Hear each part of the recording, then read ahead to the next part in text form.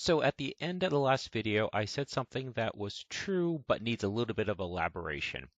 I said now that I've shown you how to add a combo box and then put that combo box value into the query, you can just add more combo boxes and modify the query. It's true, but with one detail. So if you don't have it open already, right-click and choose Design View. The criteria row, you actually have multiple rows here for criteria. So what's going on is that a single row is and this, and this, and this. So if you add another combo box and you put the value, say, for book publisher, even if you don't select a value for author and you select publisher, it's still looking for this value. So if you don't select anything, it's going to be null. So it's looking for where book author is null, and since book author is a required field, it's going to fail. All your entries have a book author. So even if you're not making a selection for this combo box, it's still looking for a value, and it will fail.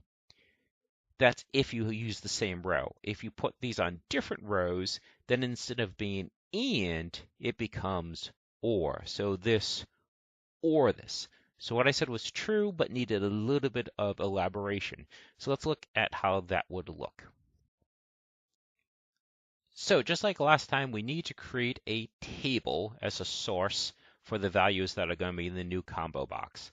So let's go ahead and close the query, go up to Create, Table, and then we will go to Home, View, Design View. It wants to be saved, so we'll call this pub_tbl.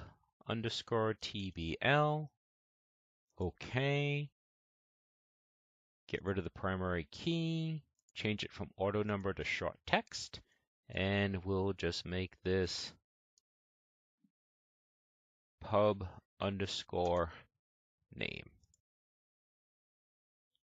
We'll go back to datasheet view, wants to be saved.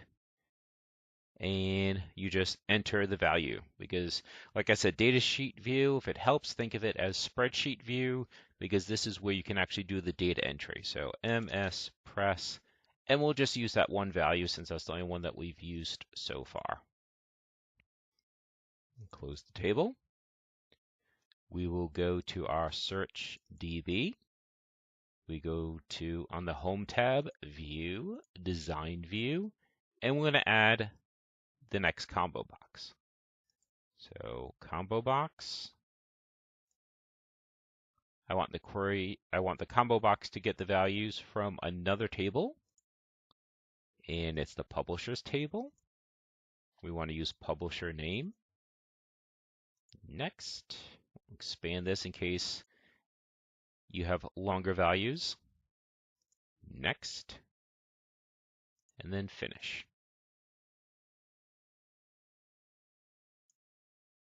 Just moving these around.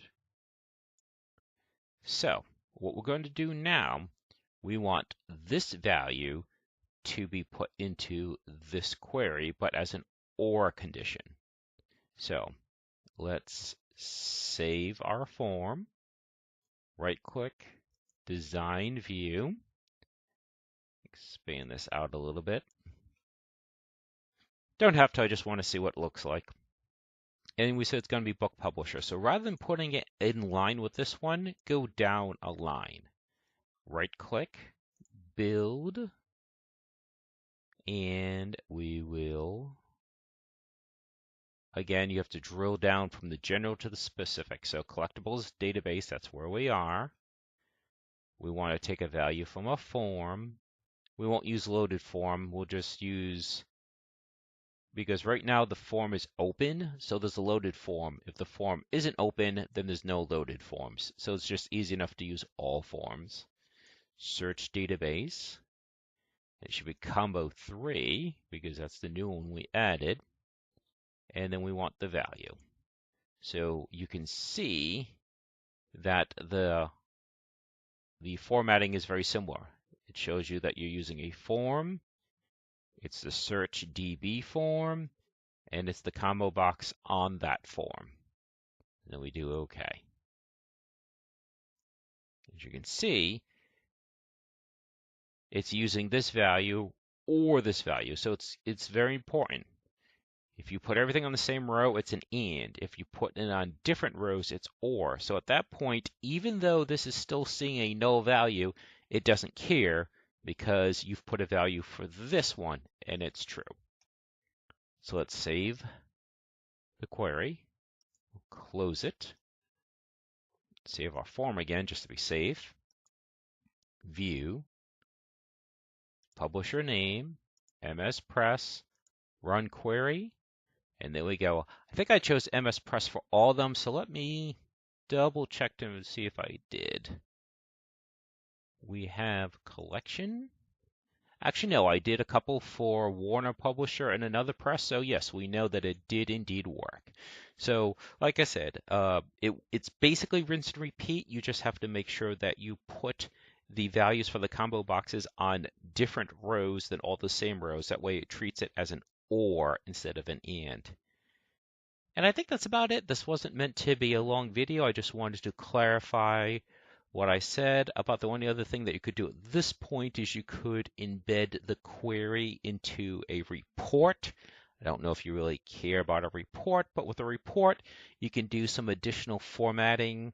Like with a report, maybe you could have a picture be generated in the report, so it wouldn't just be the name of the book, but it'd be the picture of the book. But to do that, that means you have to have an extra field here that doesn't store the picture itself, but stores the hyperlink. So the picture is stored somewhere on your hard drive or somewhere on your network, and the link to it, so the path to it, would be part of the database. And then you would have the form display the image, that kind of thing. So if you want to see something like that, let me know. But at that point, it stops being just a functional database and it's more kind of fluff. Because again, if you want to see the picture, you want to see the photo, that kind of thing. Maybe you're collecting different versions and you want the different covers. So if you want, let me know and I could do that. Otherwise, I think that just about wraps up what was originally requested. Okay, so again, if you need anything else, just let me know.